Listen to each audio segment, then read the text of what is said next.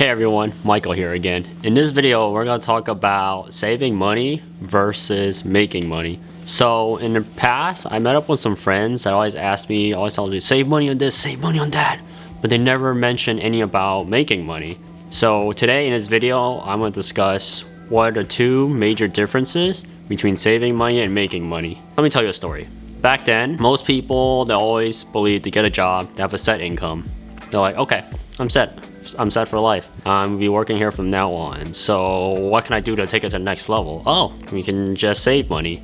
So I tell them, you guys like to save money. Well, I never thought about ever making more money, like trying something different, like scalable business or anything that you can do for your job as a side hustle or extra job on hand that you can grow. They won't be stuck on a set income revenue for the year, and they never thought about it. So they asked me, how's that even possible? They're like, oh, there's no way. You can't do it. That's too much work. I tell them, you could do it. You can have both. When they say, no, you can't have both. I tell them, yes, you can. It's like, I give them a reference. It's like saying, which one do you value more? Your right arm or your right leg? And they'd ask me, maybe the right arm. I'm like, no, why not value both? Why don't you keep your right arm and both your right leg? This concept also applies for saving money and making more money. So the first is saving money. That is the first basic concept. Saving money will not be making you more money. Well, let's put it this way. It won't make you more money, but at the same time, that extra money you save could be used to invest in something else. If you invested all the extra money you save, then you'll be making your money.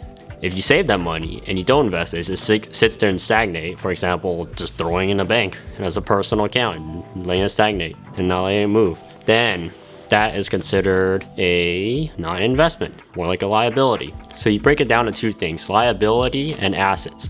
Liabilities are things that cost you money, and most of the time they're more as considered as fun equipment. An equipment to make you more happy or more satisfied with your current lifestyle. Number two are assets. Assets are anything that you put money in that makes you more money. For example, stock market, crypto, investing in real estate, or investing in other businesses. When they grow, you make money off of that. So first is saving money. That is the first basic concept that a lot of people today in America that forgot about this concept. Anything they make, they spend. Personally, it's not a bad lifestyle, but at the same time is what happens during an emergency. For example, in 2020 with this disease, there's a bunch of articles showing that a lot of people don't have extra income on hand, saved up to deal with situations like current today's society where a lot of people are being laid off because of unemployment and businesses are shutting down. So you gotta take that into account. Hopefully within this year, they'll teach a lot of people that saving and investing should be your number one priority in living a really fulfilling life.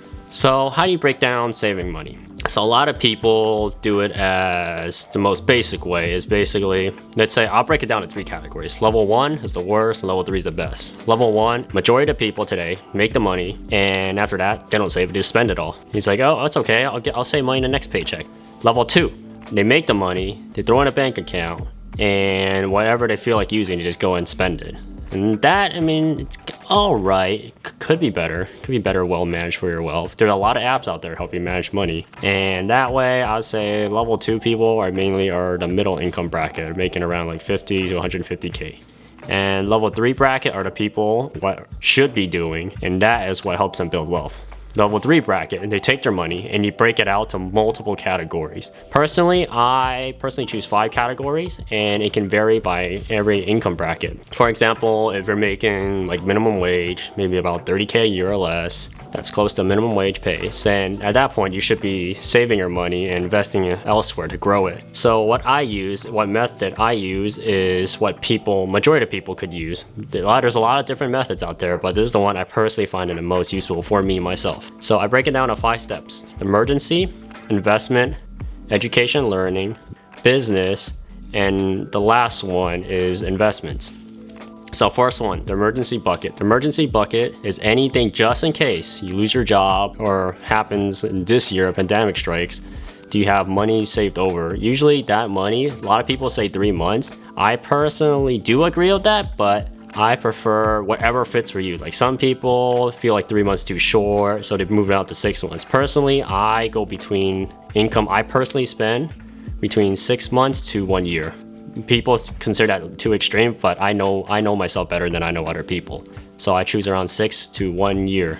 Number 2, investments. Investments are anything that goes with stocks, real estate, you have crypto, investing in other businesses. If you invest in those, you want those assets to make you money within a 5 to 10% return. That's the best majority in circumstances. So you invest your money in that will help you grow money for other future projects. So this one I keep around 10%, and same with the emergency bucket, around 10%. Investment bucket, this will vary depending on how much you make. So the amount of money you spend varies from a guy who makes around 50K a year versus a person who makes 300K a year. So the percentage will vary based on your lifestyle. Then you go down to the next bucket, learning. Learning is anything that generates you a new skill that can help you in the marketplace. For example, when I'm filming this video, recently I learned how to do video editing and also buying the right equipment to shoot YouTube videos. So the whole point of learning is to get yourself more widespread in the market. Let people know who you are. So the more people know who you are, the more likely to come to you and buy things from you. So if you're marketable and you have a product or service, for example, let's say you're a plumber and you're starting a new company and you want people to find you.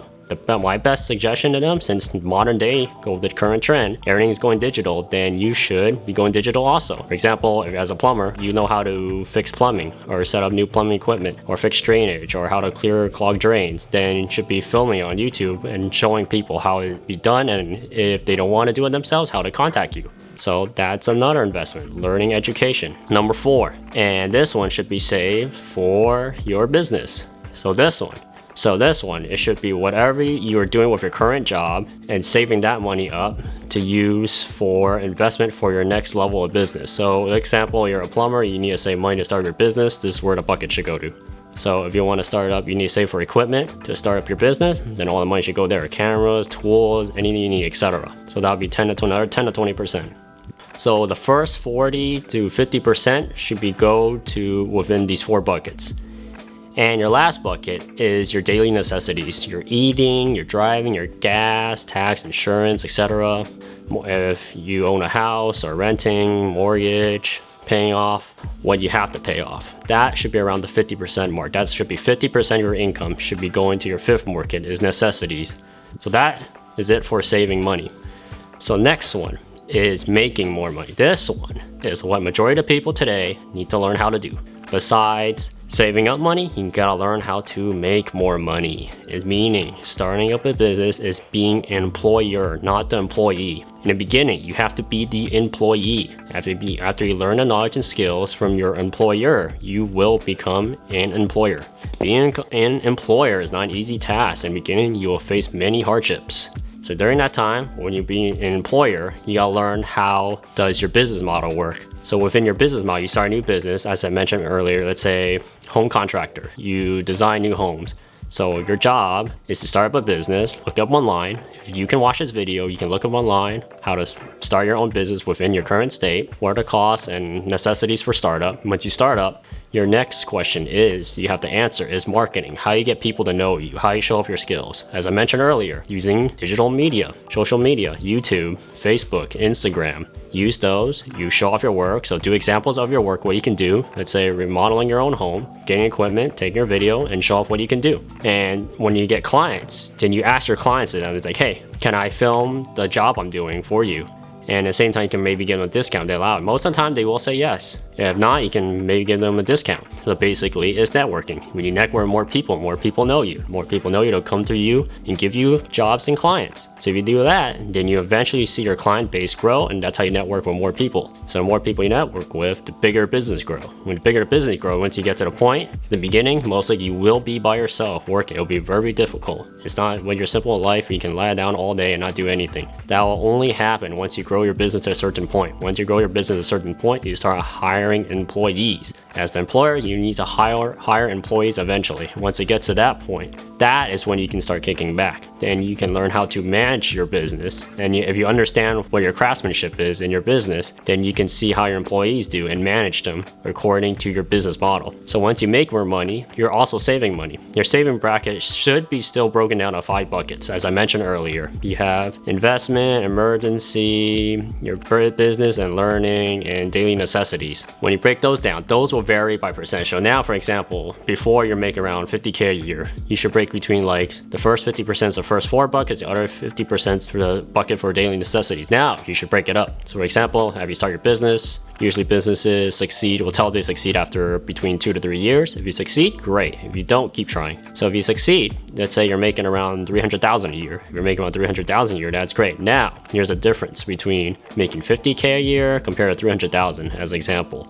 Now, your investments should be very differently. So 10% of $300,000 is way different between 10% of $50,000. So instead of saying like now you feel way more comfortable, just in case I say assume your business collapse, you feel way more comfortable starting a new one because you know what to do because you have all those years experience. Instead of like putting 10% or 20% emergency fund, now you can put it down to 5%. And now you can boost up your investment, which is stocks, portfolios, real estate. You can boost that up to 20%. And you're learning. Since you're learning, you understand most of the business and the trade within your expertise. You can maybe drop that down to 5%, and you can learn how to find information elsewhere that will not cost you more money.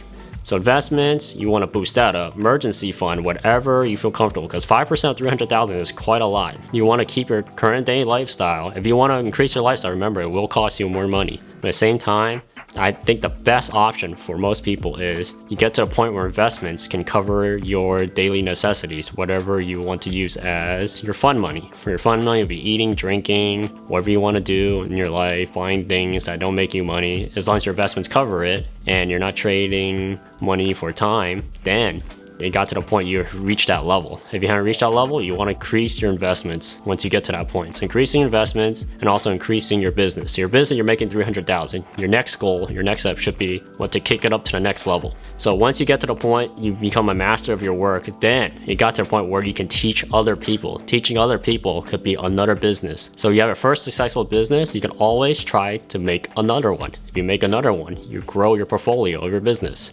And this is simply how saving money and making money works. I hope this video is really helpful for people who first time watch this or understanding how the business world works. Please like, share, and subscribe, and click the bell notification icon for future videos. I'll see you in my next video.